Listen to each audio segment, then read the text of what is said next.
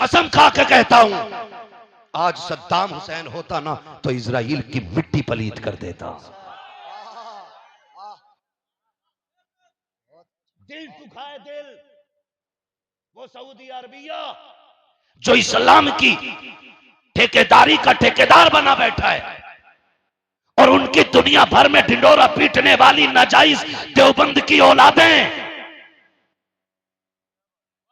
Najd की बदमाश औलादें जो कहते हैं अगर हक पे न होते तो काबे की चाबी उनके पास क्यों होती। कौन मोहम्मद बिन कासिम? थके तो नहीं अभी आप? चलूं आगे? जरा कह देना रसूल अल्लाह। पीछे वाले भी बोल दें जरा या रसूल अल्लाह। कौन मोहम्मद बिन कासिम? आज तक जिसकी धमक कुफर के कलेजे पे महसूस की जाती है। ये तो सब पढ़ाते हैं कि आक्रमण करने सबसे पहले मोहम्मद बिन कासिम आया था, लेकिन ये दलाल दोगले ये नहीं बताते आया क्यों था। तुमने ये तो बताया आया था पहले, हम भी कहते हैं हाँ आया था, लेकिन क्यों आया था ये भी बताओ ना। अरे भाई मोहम्मद बिन कासिम की बात कर रहा हूं, आया क्यों था? जब राजा दागिर ने समंदर के सागिल से एक इस्लामी शहजादी को कैदी बना करके जेल में डाला था और उसकी इज्जत पे उंगलियां उठने लगी थी, उसने चार दीवारी के अंदर बैठ करके हज्जाज बिन यूसुफ को खत लिखा और कहा था सुन, तुझे इस्लामी सल्तनत की कुर्सी मिली है, मैं इस कैद खाने में हूं। देवल के राजा ने जब उसको गिरफ्तार किया था, अंदर डाल दिया था कैद खाने में इस्लाम की शहजादी को, कहा अगर इसमें मेरी इज्जत लुट गई ना तो सुन, कयामत का दिन होगा, तू होगा और मुस्तफा होंगे, मैं तेरा गरेबान पकड़ के कहूंगी आका कैद खाने में मेरी इज्जत लुटती रही और ये मसनद पे बैठ करके बादशाहत के मजे लेता रहा। ये उस कैदी बेटी ने खून से खत लिखा था, और जब ये तहरीर हज्जाज बिन यूसुफ के पास पहुंची तो वो तहरीर लेके कभी इधर जाता कभी उधर जाता। मोहम्मद बिन कासिम उसी हज्जाज बिन यूसुफ का भतीजा देख के कहता चचा क्या बात है, क्यों परेशान हो? कहा क्या बताऊं बेटे, एक कैदी बेटी का पैगाम आया है। कहा फिर? का मदद के लिए पुकारा गए। कहा फिर भेजते क्यों नहीं मदद के लिए? हज्जाज बिन यूसुफ ने कहा था कि सारी फौजें इस्लाम के महाज पर हैं, मैं क्या कर सकता हूं, मेरे पास कुछ भी नहीं है। कहा खत देखूं? हज्जाज बिन यूसुफ 16-18 साल का नौजवान, उसने तहरीर पढ़ी, आंखें बरसने लग गई। जुमे का दिन आया, मस्जिद में आया, नमाज अदा की, ऐलान किया लोगों कोई जाना मत, मेरी छोटी सी बात सुन के जाना। हज्जाज बिन यूसुफ का भतीजा मोहम्मद बिन कासिम मस्जिद में खड़े होके कहता मेरी बात सुन के जाना। पूरी कौम ठहर गई, जो जहां था वहीं बैठा रह गया।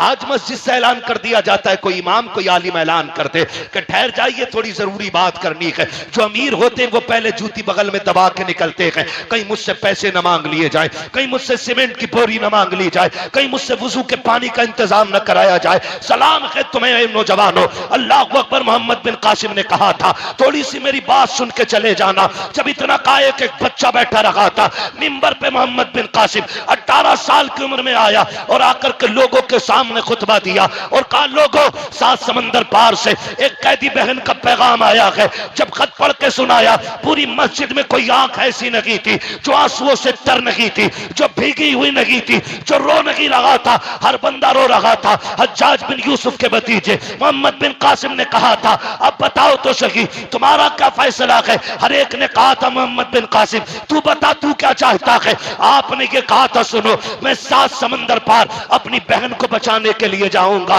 कोई आए तब भी ठीक है, कोई ना आए तब भी ठीक है। अल्लाह अकबर, तारीख गवाह है। जब इतनी बात कही है, मजमे से एक बूढ़े ने खड़े होकर कहा था मोहम्मद बिन कासिम मेरे लाल एक बात तो बता दे। कहा क्या बात है? कहा इतना वक्त है कि हम घर जाके तलवारें ले लें या यहीं से सीधे उठ के 7 समंदर पार जाना है। कहा ऐसी भी क्या जल्दी है कि पता नहीं है, गैरत वाली बहन ने पुकारा है, या तो जान लेके आएंगे या जान दे के आए। नारे तकबीर, नारे रिसालत, बस लगे आला हजरत।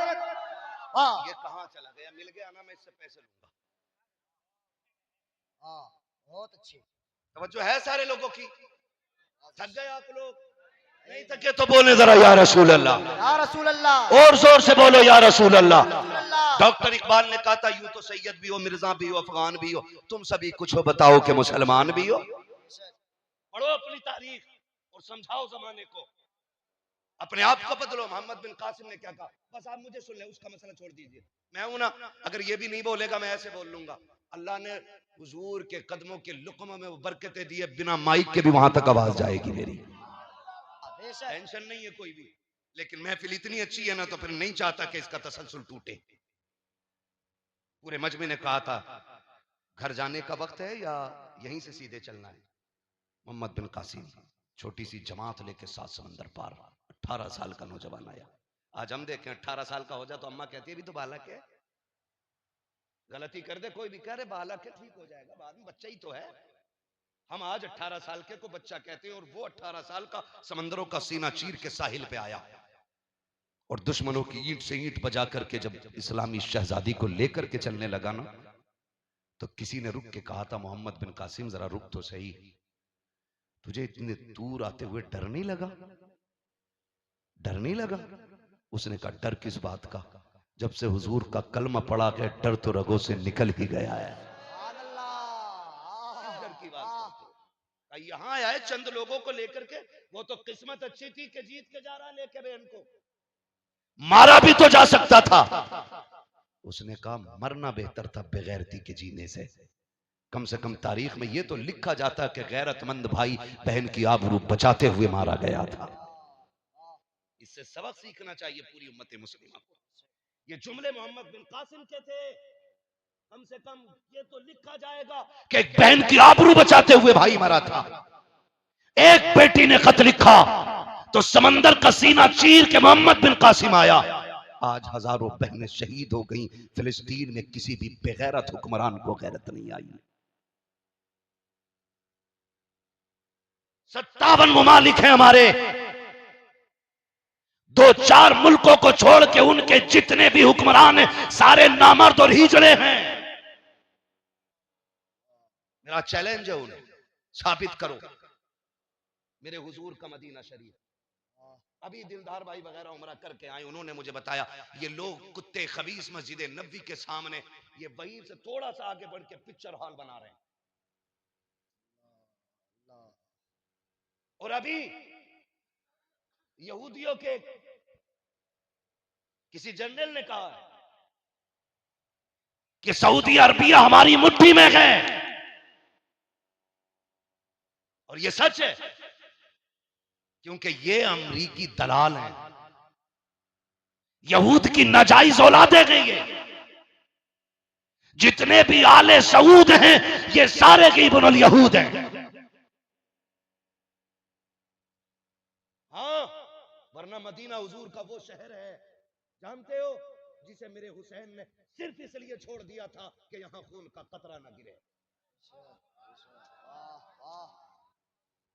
इसलिए नवासे ने नाना का शहर छोड़ दिया, वरना किसी की मां ने दूध नहीं पिलाया था।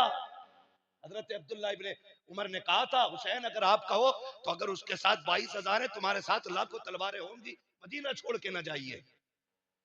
तो मेरे इमाम ने कहा था छोड़ के न जाता अगर इस शहर के हुर्मत का एहतराम का ख्याल अगर ना होता, इसलिए छोड़ रहा हूं ताकि मेरे नबी के शहर में खून का कतरा ना गिरे।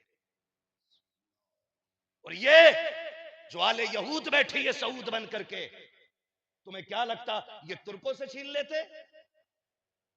औकात थी इनकी, चुटकियों में मसल देते तुर्की ने, चुटकियों में। फिर इन्हें हरम क्यों दिया? क्योंकि ये वहां पे खून बहाने पे आमादा थे, और तुर्क मदीने और मक्के का एहतराम करने वाली कौम है।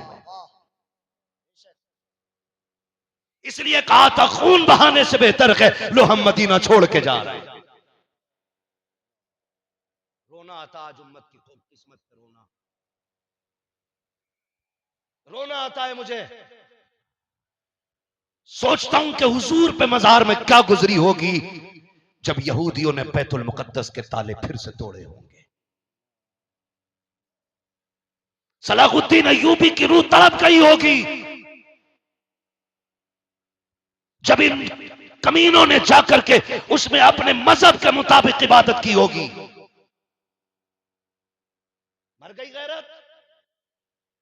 आपसे भी एक सवाल है मेरा, हम फिलिस्तीन फिलिस्तीन फिलिस्तीन की मदद गाते रहे, लेकिन उनके लिए क्या किया? क्या किया उनके लिए? आप कहेंगे हम कुछ नहीं कर सकते, बिल्कुल ठीक है, कुछ नहीं कर सकते, उनकी मदद नहीं कर सकते, वहां जा नहीं सकते, मगर फिर इतना तो कर सकते हैं कि उनके लिए हाथ उठा के दुआएं कर सकते थे। सच बताना, कितने लोगों ने तहज्जुद में उठने की आदत इसलिए बनाई है कि हम आज रात को उठ के फिलिस्तीन के लिए दुआ करेंगे। कोई नहीं उठा हम में से। थोड़ी देर चैटिंग की, वीडियो देखी, कुछ आंसू आ गए, थोड़ी सी बात कर दी, थोड़ा सा कमेंट कर दिया, बस हो गए मुसलमान। हमने इतना किरदार अदा किया। मैं पूछना चाहता हूं, हम एक तरफ तो कहते हैं हम फिलिस्तीन के हक में हैं और दूसरी तरफ हम इजराइल के प्रोडक्ट यूज करते हैं। बताओ, किले किसका पानी? इजराइल का। मैं कहता हूं उसके भरी हुई बोतलों से बेहतर है किसी नाली का बहता हुआ पानी पी लो, इसलिए कि उसमें निजासत मिली होगी, किसी मजलूम के खून का असर नहीं होगा। बर्गर और पिज्जे खाने वालों, अपने बच्चों को KFC का सामान ला करके खिलाने वालों, मैं पूछना चाहता हूं, क्या तुमने नहीं देखा जब फिलिस्तीन के बच्चे हाथ में फीडर लेके दूध के लिए रो रहे हैं, क्या तुम्हें ख्याल तक नहीं आता कि तेरे बच्चे जब यहूद और नसारा के बनाए हुए सामान से पेट भर के सोते हैं, उसी के खरीदे हुए बारूद से फिलिस्तीन के मजलूमों पर ज्यादती की जाती है? कम से कम उसे बंद करके ये तो बता दिया होता, कल भी हम मजलूमों के साथ थे, आज भी मजलूमों के साथ हैं और आखिरी सांस तक हम मजलूमों के साथ खड़े रहे।